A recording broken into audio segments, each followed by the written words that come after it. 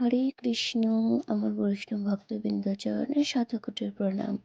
আজ সকাল সকাল চলে যাচ্ছি গোয়াসের কালী পুজো। ওখানে কালী পুজোটার একটা ইতিহাস আছে। 14টা কালী পুজোর 14টা তাল গাছ আছে, তার জন্য বেশ আমি ঠিক জানি না, এটা পরে জেনে বলবো তোমাদের। এখন দেখো রাস্তায় কতটা কুয়াশাচ্ছন্ন। তারপরে এই যে একটা ঘাট আছে, এটাকে কানাপাড়া ঘাট বলে। ঘাটটা পার হবো এবার। ব্রিজটা ব্রিজটা পার হয়ে ওপারে যেতে হবে। জলটা দেখো কত ঘন কালো আর সবুজ, তাই না? বেশ সুন্দর লাগছিল কিন্তু ঘুরতে।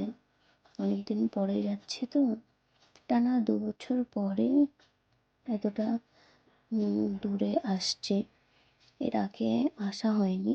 এই যে মেলা, এই জায়গাটার কথাই বলছিলাম। এখানে কালী পুজো হয়, এখানকার মা খুব জাগ্রত। আমরা তো যেদিন হয় সেদিনই গেছি।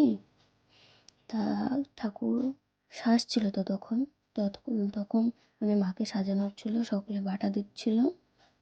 আমরা এই অবস্থাতেই মাকে দর্শন করলাম, একটু ঘুরলাম, এই জায়গাটা দেখলাম, দিয়ে বাইরের দিকে বেরিয়ে চলে আসলাম।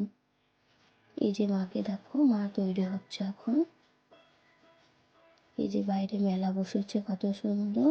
আরও মেলা আছে ওইদিকে। মেলা এখনো বসছে, কেবল এটা বসছে। সেই দিকে গেছি আমরা, দুপুরের টাইমে গেছি এটা। এই যে মেলা, এটা প্রথম গেট।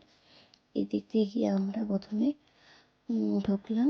যে এই যে হেলামেলা চুড়ি টুড়ি সব কিছু আছে, পুতুল টুতুল এগুলো দেখছিলাম প্রথমে। তারপরে এটা আছে, ওটা পিসির বাড়ির কাছেই একটি রাধা গোবিন্দ মন্দির। দুপুরের দিকে গেছি, মন্দির বন্ধ, গোবিন্দ দেখা আমি পেলাম না, তাই সেখানে ছবি তুলে চলে আসতে হলো। আজ এতটুকুই, পরে আবার রাধে রাধে।